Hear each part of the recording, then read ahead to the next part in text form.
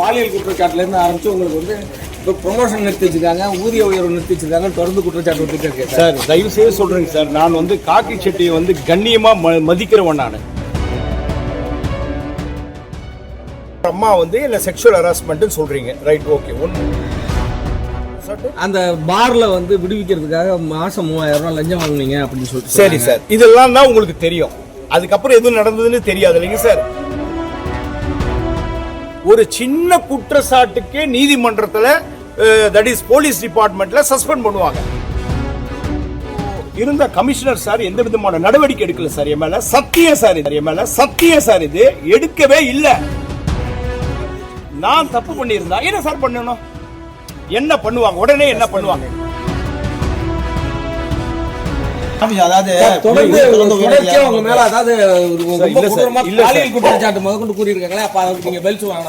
இல்ல சார், இல்ல சார், ஊடகங்கள்ல திட்டம் போட்டு அது வந்து போலீஸ்ல இருந்து பரவுதா என்னன்னு தெரியல. பாலியல் குற்றச்சாட்டுல இருந்து ஆரம்பிச்சு உங்களுக்கு வந்து இப்போ ப்ரொமோஷன் நிறுத்தி வச்சிருக்காங்க, ஊதிய உயர்வு நிறுத்தி வச்சிருக்காங்க, தொடர்ந்து குற்றச்சாட்டு வந்துட்டு இருக்கேன் சார். தயவு செய்து சொல்றேங்க சார், நான் வந்து காக்கி சட்டையை வந்து கண்ணியமா மதிக்கிறவன்.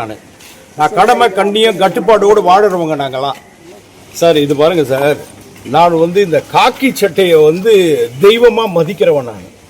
நான் 30 வருஷ காலமா வந்து பணியில வந்து சிறப்பாக வேலை செஞ்சுக்கிட்டு இருக்கிறவன்.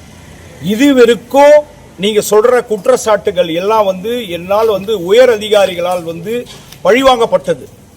2005 இருந்து 2010க்குள்ள நேற்று வந்து ஏதோ ஒரு தொலைக்காட்சியில் போட்டாங்க. நீங்க அதை தானே கேட்குறீங்க? ஆமா, தொலைக்காட்சியில் வந்ததை வச்சு தானே கேட்குறீங்க. சத்தியமா சொல்றேன் சார், அந்த மாதிரி ஒரு இது வந்து நிகழ்வை வந்து என்னை வந்து புனையப்பட்டது. அதெல்லாம் என் மேல வந்து சாணி பூசணும்னு சொல்லிட்டு இது மாதிரிலாம் பண்ணிக்கிட்டு இருக்காங்க. நான் வந்து நேர்மையா வேலை செஞ்சிட்டு இருக்கேன். சரி சார், உங்களுடைய இதையே சொல்றேன் சார். அதாவது வந்து நீங்க என்ன சொல்றீங்க சார்? என்ன குற்றச்சாட்டு வைக்கிறீங்க சார்? பெண் மேல வந்து நீங்க வந்து இந்த செக்ஷுவல் ஹராஸ்மெண்ட் உங்க மேல ஒரு அம்மா வந்து என்ன செக்ஷுவல் ஹராஸ்மெண்ட் சொல்றீங்க, ரைட், ஓகே. ஒரு குற்றச்சாட்டு. ரெண்டாவது குற்றச்சாட்டு, அந்த பார்ல வந்து விடுவிக்கிறதுக்காக மாசம் 3000 ரூபாய் லஞ்சம் வாங்குனீங்க அப்படின்னு சொல்லிட்டு. சரி சார், இதெல்லாம் தான் உங்களுக்கு தெரியும். அதுக்கப்புறம் எதுவும் நடந்ததுன்னு தெரியாது இல்லைங்க சார். உங்களுக்கு முதல்ல சார் என்னுடைய அரசு டாக்குமெண்ட்ஸை கொடுத்தது யார்? அது உங்களுக்கு எல்லாம் தெரியுமா? அதெல்லாம் வரலாமா? தொலைக்காட்சியில் வரலாமா? வரக்கூடாது. அரசு டாக்குமெண்ட் வரக்கூடாது. அப்போ 2005 வந்து இது மாதிரி ஒரு தவறு நடந்திருக்குதுன்னு சொல்றாங்கன்னா சார், 2 குற்றச்சாட்டு வச்சிருக்கீங்க, கரெக்டா? என்ன குற்றச்சாட்டு சார்? மறுபடியும் சொல்லுங்க சார், நீங்களே சொல்லுங்க சார். நீங்க தானே கேட்குறீங்க மீடியால, சொல்லுங்க சார், என்ன குற்றச்சாட்டு சார்? சார், புகார்தாரர் மனு கொடுக்க வந்தவங்கள்ட்ட வந்து தவறுதலா நடந்துக்கிட்டேன். ரெண்டாவது குற்றச்சாட்டு சார், நான் கையூட்டு பெற்றேன் அப்படின்னு சொல்றீங்க சார், ரைட். அப்பனா என்ன சஸ்பெண்ட் பண்ணிருக்கணும் இல்லையா சார்?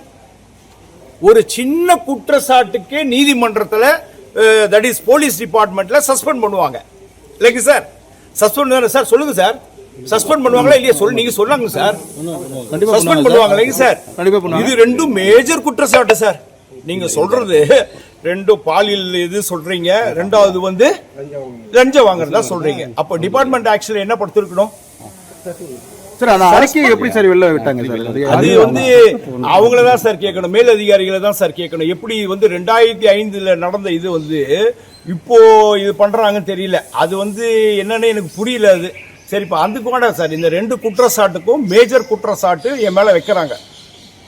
போலீஸ்ல வந்து வேலை செய்த அதிகாரிகளுக்கு மேலதான் இந்த மாதிரி குற்றச்சாட்டுகள்லாம் பண்ணுவாங்க. அது வந்து அந்த பீரியட்ல 2005 நான் துறைப்பாக்கம் காவல் நிலையத்தில் ஆய்வாளராக இருந்தேன். அது மொத்தம் OMR road, old Mahabalipuram road. அந்த இடம் வந்து ஓல்டு மகாபலிபுரம் ரோடு எல்லாருக்கும் தெரியும். அது வந்து தமிழ்நாட்டிலேயே புகழ்பெற்ற இடம். அந்த துறைப்பாக்கம் ரோடு, OMR ரோடு, அங்க வந்து லேண்ட் மாஃபியாஸ் நிறைய பேர் இருந்தாங்க. அதெல்லாம் நான் பேரு அதிகாரிகள் அதெல்லாம் நான் குறிப்பிட விரும்பல. லேண்ட் மாஃபியாஸ் நிறைய பேர் இருந்தாங்க. அன்றைய தினத்தில் மாநகர கமிஷனர் திரு சேகர் அவங்க IPS அவங்க இருந்தாங்க. நான் இந்த மாதிரி ஒரு குற்றச்சாட்டு பண்ணியிருந்தேன் சொல்லியிருந்தா என்ன பண்ணியிருப்பாங்க சார்? என்ன சார் பண்ணியிருப்பாங்க? சஸ்பெண்ட் பண்ணியிருப்பாங்கல்ல. இந்த மாதிரி ஒரு குற்றச்சாட்டு எழுந்ததுங்க. ஒரு வச்சு என் மேல ஒரு புகார் கொடுத்தாங்க. உண்மை இல்லைன்னு மறுக்கவே இல்லை, கொடுத்தாங்க. என் மேல வந்து எந்த விதமான நடவடிக்கையும் எடுக்கவில்லை. ஏனால் அது தவறுன்னு சொல்லிட்டு கம்முன்னு விட்டுட்டாங்க. அதுக்கப்புறம் என்ன வந்து துறை ரீதியா திருநெல்வேலி மாவட்டத்துக்கு என்ன மாற்றப்பட்டேன். நான் இப்ப கூட நான் நீங்க கேட்கறதுனால தான் உங்களுக்கு இவ்வளவு நான் தெளிவா சொல்லிக்கிட்டு இருக்கிறேன். ஏன்னா எனக்கு ஒரு குடும்பம் இருக்கு. எனக்கு குடும்பம் இருக்கு இல்லைங்க சார்? இருக்கா இல்லையா சார்? எனக்கு குடும்பம் இருக்கு. டிவில எல்லாம் போட்டு எவ்வளவு தூரம் அசிங்கப்படுத்தணுமோ ஒரு உயர் அதிகாரி நேர்மையா இருக்கணும் சார். கொஞ்சம் தண்ணி கொடுங்க. சரி சார், அதுல வந்து நீங்க பேசுறேன் சார். நான் உங்களுக்கு உண்மையை சொல்றேன் சார். நான் ஓடலாம் மாட்டேன் sir. I am not a coward officer. I am a sincere police officer. நான் நீங்க என்ன கேள்வி கேட்டாலும் நான் பதில் சொல்றேன். முதல்ல என்ன பேச விடுங்க சார் ப்ளீஸ். நீங்க தானே என்ன நிறுத்தி கேட்கறீங்க, கேள்வி கேட்கறீங்கல்ல, நான் பதில் சொல்றேன். 2005 அப்போ இருந்த கமிஷனர் சார் எந்த விதமான நடவடிக்கை எடுக்கல சார். என் மேல சத்தியம் சார், இது எடுக்கவே இல்லை.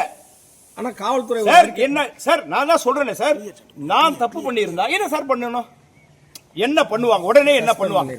சஸ்பெண்ட் பண்ணிருப்பாங்க சார். பண்ணாங்களான்னு கேளுங்க சார். ஆனா ஊதிய உயர்வு நிறுத்தி வச்சிருக்கதா சொல்லி சார். அடுத்து வரேன் சார். ஏன் அதுக்குள்ள ஓடுறீங்க? நான் கேட்கிறேன். டேக் மை, நீங்க என்ன புடிச்சிட்டீங்க, இப்போ நான் பதில் சொல்லி ஆகணும்.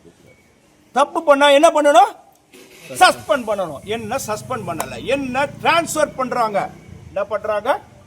டிரான்ஸ்ஃபர் பண்றாங்க. நான் திருநெல்வேலி மாவட்டத்தில் போயிட்டு கபில் சர்க்கர்னு அப்போ ஒரு ஏஎஸ்பி வந்து புதுசா எஸ்பியா வந்து போய் ஜாயின் பண்ணார்.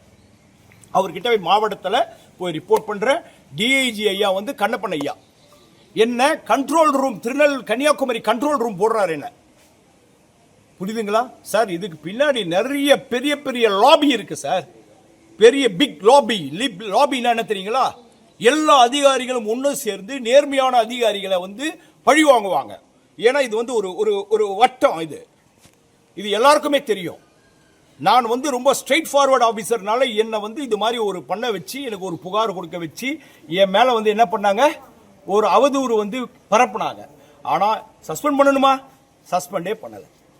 நான் போய் கன்னியாகுமரி கண்ட்ரோல்ல போய் வேலை செஞ்சுக்கிட்டு இருக்கும்போது இதே மன அழுத்தத்துக்கு நாளான நான் கொடுக்கிற புகார் ஒரு பெரிய ஒரு உயர் அதிகாரி மேல நான் கொடுக்கிற புகார். அப்ப இருந்த டிஜிபி மேடம் வந்து லத்திகாச்சரன் மேடம், அவங்களுக்கு அந்த பெட்டிஷன் அனுப்புறேன். பெட்டிஷன் அனுப்பிச்ச உடனே அதுல நடவடிக்கை எடுக்கிறாங்க. எப்படி? அந்த உயர் அதிகாரிகள் மேலேயோ யாரு மேலேயும் நடவடிக்கை எடுக்கல. என் மேல நான் கொடுத்த மனுவை வச்சுக்கிட்டு என் மேல 3B போட்டு நடவடிக்கை எடுக்கிறாங்க, விசாரிக்கிறாங்களாம். நல்லா புரியுதா சார்? புரிஞ்சுக்கிட்டீங்களா? எடுத்துட்டு அது விசாரணை பண்றாங்க சார். ஒருத்தர் பிடிக்கல அப்படின்னா கைப்பட்டா குற்றம், கால்பட்டா குற்றம். இதுதான் சார் போலீஸ். புரியுதுங்களா? கைப்பத்தா குத்தம், கால்பத்தா குத்தம். இப்ப கூட நான் என்ன தவறு பண்ணிருக்கேன்? எந்த தவறும் பண்ணல. ஆனா என்ன வந்து என்ன பண்றாங்க, டு தி கோர் கொண்டு போறாங்க. இப்ப கூட நீங்களா கேட்கறீங்கனால சொல்றேன், இல்லைன்னா இது சொல்ல வேண்டிய அவசியம் கிடையாது. என்ன வந்து அந்த அளவுக்கு ஸ்ட்ரெஸ்ல இருக்கேன் சார். அப்படியே வந்து என்ன சொல்றது, மென்டல் அகனியில் இருக்கேன். சரி, இது உங்களுக்கு போலீஸார் வரேன், இன்னும் வரலையே, இன்னும் சொல்லலையே. போய் ஜாயின் பண்ணனா சார்? வேலை செஞ்சேனா சார்? முடிஞ்சுதா சார்? அந்த பெட்டிஷனை என்கொயரி பண்ணாங்களா சார்? கூட இன்னொரு பெட்டிஷன் போடுறாங்க, அனானிமஸ் பெட்டிஷன். எந்த முகாந்திரமே இல்லாத பேர் போட. இப்போ ஒருத்தர் நீங்க என் மேல குற்றச்சாட்டு சொல்ற, உங்க பேர் என்ன சார்? சுந்தரமூர்த்தி சார். உங்க பேர் சார்? சேதுராமன். உங்க பேர் சார்? ராஜ்குமார். யோகேஸ்வரன். அப்ப இந்த யோகேஸ்வரன், நீங்க வந்து ஒரு பார் வச்சுக்கிறீங்க, நீங்க வந்து லாட்டரி விற்கிறீங்க, நீங்க இது பண்றீங்க அது பண்றீங்கன்னு சொல்லிவிட்டு ஒரு பெட்டிஷன், அனானிமஸ் பெட்டிஷன் இவங்களே போட வைக்கிறாங்க. போலீஸ்ல ஒரு உயர் அதிகாரி சொல்லி போட வச்சு விசாரணை பண்ணி இவங்களே ஒரு ரிப்போர்ட் தயாரிக்கிறாங்க. என்ன தயாரிக்கிறாங்க? இவர் குற்றம் செஞ்சிட்டாரு அப்படின்னு சொல்லி. அப்ப அந்த பெட்டிஷன் என்ன சார் பண்ணிருக்கணும்? நீங்க சஸ்பெண்ட் பண்ணிருக்கணும்ல சார்? பண்ணலையே சார். டிபார்ட்மெண்ட்ல ஆக்ஷன் எடுத்தீங்க. என்ன ப்ரூவ்டு? அதுல பெரிய ஒரு ஐபிஎஸ் ஆபீசர், நேர்மையான ஒரு அதிகாரி விசாரிச்சார். முதல் ஒரு அதிகாரி விசாரிக்கிறாரு. டிஜிபி மேடம் கிட்ட இருந்து மொட்டை பெட்டிஷன் போகுது. அந்த மொட்டை பெட்டிஷனை நான் சென்னையில் ஒர்க் பண்றேன், சென்னை அதிகாரி தானே சார் விசாரிக்கணும். சப்பர்பன் அதிகாரிங்க விசாரிக்கிறாங்க. விசாரிச்சுட்டு என் மேல வந்து அப்படி கொஞ்சம் அமுச்சு விட்டுருங்க சார். என் மேல வந்து ப்ரூவ்டுன்னு போட்டு கொடுக்குறாங்க. ரைட், ஓகே சார், ப்ரூவ்டுன்னு போட்டதை நான் மறுக்கிறேன். அப்போ டிசி பெரிய ஒரு ஐபிஎஸ் ஆபீசர் விசாரிக்கிறார். விசாரணை பண்ணிட்டு 10 கவுண்ட்ல 9 கவுண்ட், நல்லா புரிஞ்சுக்கிடுங்க சார், நல்லா புரிஞ்சுக்கணும். 9 கவுண்ட் நாட் ப்ரூவ்டு. எப்படி அந்த 9 கவுண்ட்டுக்கும் சார் எல்லாரும் வந்து ஆஜராகிறாங்க. இப்ப சொன்னீங்க பாருங்க, உங்க பேர் சொன்னீங்க பாருங்க, ராஜ்குமார், கோவிந்தகுமார், முன்சாமி, ராமசாமி எல்லாம் வந்து ஆஜராகிறாங்க சார். இவரு கிட்ட நாங்க பணம் வாங்கல, அவர் எங்க கிட்ட வாங்கல, டீ கடையில போய் வாங்கணும்னு கொடுக்குறாங்க சார். எவ்வளவு கேவலப்படுத்துறாங்க பாருங்க. அப்போ வந்து எதுவுமே பண்ணல, இவர் வந்து நேர்மையான இருக்கிறாருன்னு சொல்லி அவங்க பதிவு ஆயிருக்கு சார். அதுல ஒருத்தர் வரல, இவங்க வர விடல. ஏன்னா ஒருத்தரை வச்சுக்கிட்டு தான் என்ன இது பண்ணணும்னு சொல்லிட்டு 10ல் 9 பேர் நாட் ப்ரூவ்டு, ஒருத்தரை வச்சு ப்ரூவ்டு கொடுக்குறீங்க. வராதவருக்கு நான் விசாரிக்கவே இல்லை சார், என்ன விசாரிக்காமையே ப்ரூவ்டுன்னு போடுறாரு. அவர் என்ன சொன்னார் தெரியுமா அந்த அதிகாரி அன்னைக்கு? சுந்தரேசன், உங்க நேர்மையை எனக்கு தெரியும், சிஸ்டம் வில் சேவ் யூ, தயவு செய்து நீங்க உங்க வேலையை பாருங்க.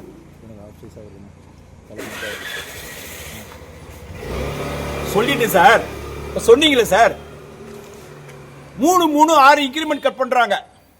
எப்படி 3-3-2 பனிஷ்மெண்ட் கொடுத்து 3-3-6 இன்கிரிமெண்ட் கொடுத்துறாங்க. அடுத்து சொன்னாங்க சார் நந்தம்பாக்கத்துலன்னு சொன்னாங்க. நந்தம்பாக்கத்துல ஒரு வழக்கு பதிவு செய்யறேன் சார், அந்த வழக்குல எம்எஃப் பண்ணிட்டேன்னு சொல்றாங்க. நான் எப்படி பண்ண முடியும்? நான் தான் அரெஸ்ட் பண்ணி ரிமாண்ட் பண்றேன். நான் ஒரு அதிகாரி சார், எனக்கு சட்டம் தெரியும்.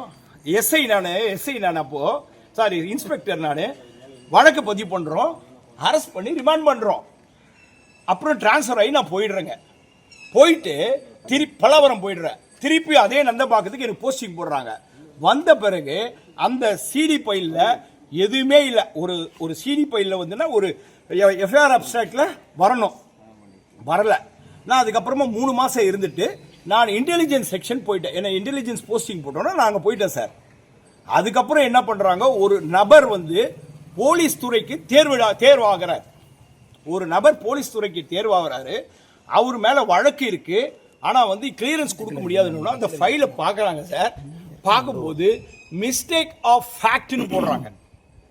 நல்லா புரியுதா சார்? மிஸ்டேக் ஆஃப் ஃபேக்ட்னா அதாவது வந்து ஒரு வழக்கை நம்ம போடுறோம், அதை வந்து ரிமாண்ட் பண்ணியிருக்கேன், அப்புறம் எப்படி நான் மிஸ்டேக் ஆஃப் ஃபேக்ட் பண்ண முடியும்? சட்டம் தெரியாமையா உட்காந்துக்கிட்டு இருக்கேன் நான். இவங்க அதை பேஸ் பண்ணி அது எந்த அதிகாரி பண்ணாங்கன்னு அவங்களுக்கு கண்டுபிடிக்கல, அதுக்கு ஒரு சார்ஜ் கொடுத்து 3 இன்கிரிமெண்ட் கட் பண்றாங்க. அவ்வளோ நல்ல மனசு சார். மொத்தம் 9 இன்கிரிமெண்ட் கட் பண்ணி, இன்கிரிமெண்ட் சம்பளத்தை கட் பண்ணல, இன்கிரிமெண்ட் அந்த வருஷம் ஒரு வருஷத்துக்கு ஒரு இன்கிரிமெண்ட் போடுவாங்க சார். அந்த இன்கிரிமெண்ட் 9 இன்கிரிமெண்ட் கட் பண்ணி திருநெல்வேலிக்கு அனுப்புறாங்க.